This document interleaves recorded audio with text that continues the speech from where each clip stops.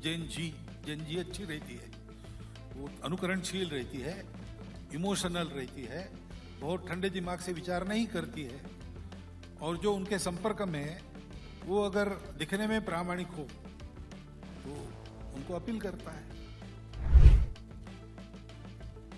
तो हो गया एक दौर। उसके बाद उनकी जो प्रवर्तक थी उनके ध्यान में आया कि हमने तो एक गलत रास्ते पर कदम बढ़ाए और पीढ़ी दो पीढ़ी को बर्बाद कर दिया अपने देश में। तो स्त्री मुक्ति की विशद कल्पना देने वाला ग्रंथ उन्होंने लिखा था। उसके बाद उन्होंने दूसरी पुस्तक लिखी, उसमें ये कहा कि वो हमारी बात गलत थी और हमने दो पीढ़ियां बर्बाद कर दी, कम से कम आने वाली पीढ़ियां बर्बाद ना हो, इसलिए मैं दूसरी लिख रहा हूं। ऐसे 5 दौरों में फिर से वो वापस आ गई कि परिवार ये महिला की आवश्यकता है, लिव इन रिलेशनशिप, मॉडर्निटी। अब उसके क्या क्या परिणाम होते हैं?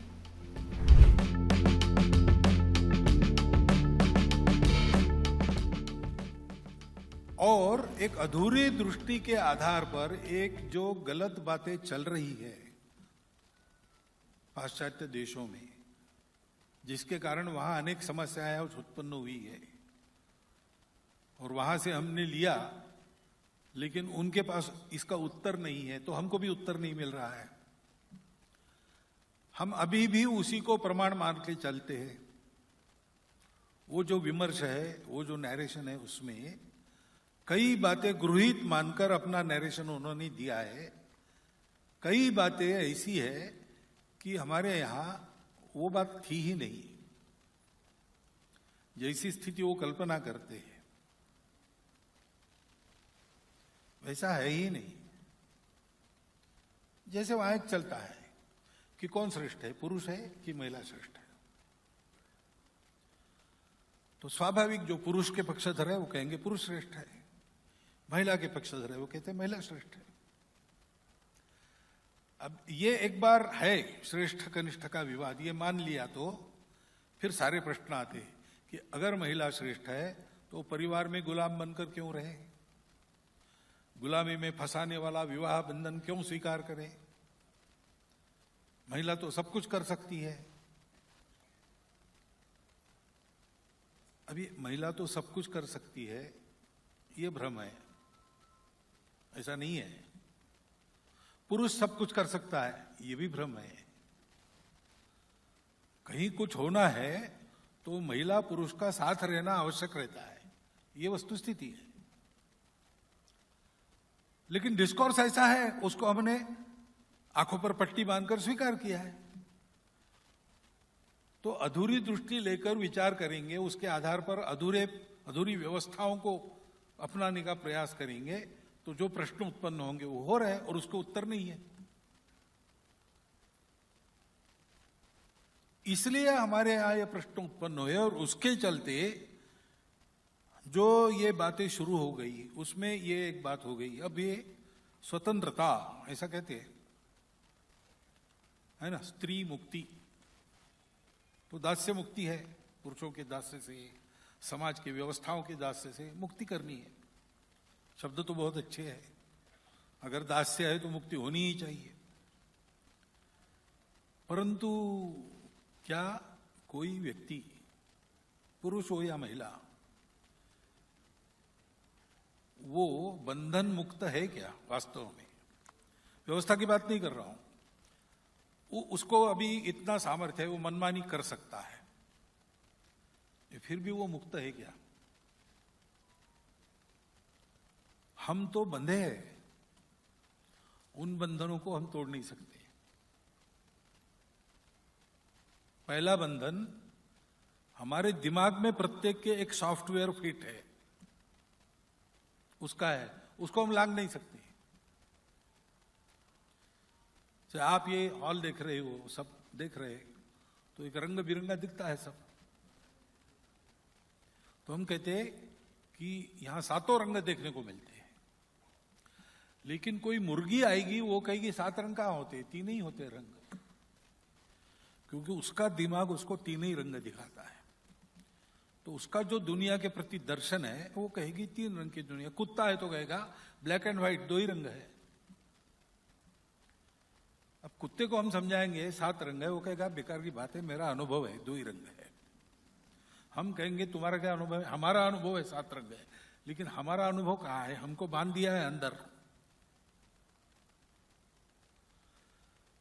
फिर हर मुक्ति एक नए बंधन का स्वीकार है।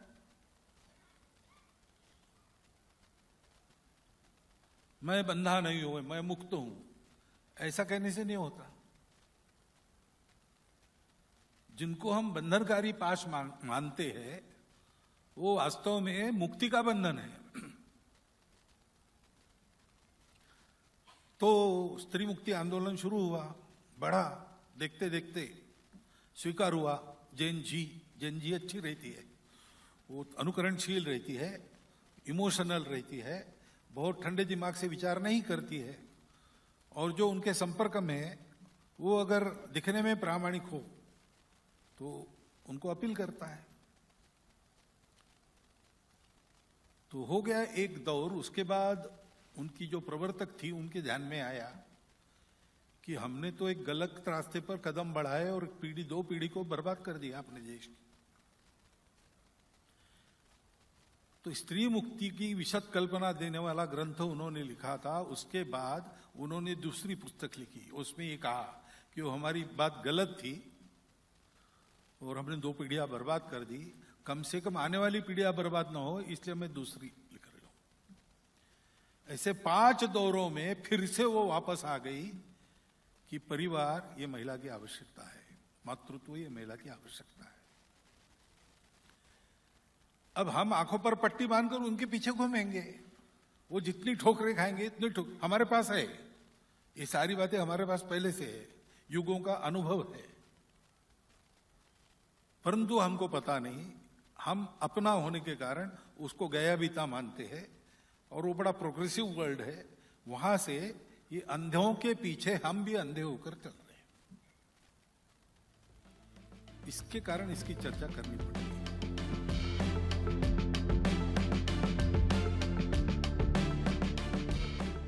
विवाह करना व्यक्ति के लिए आवश्यक नहीं माना गया है।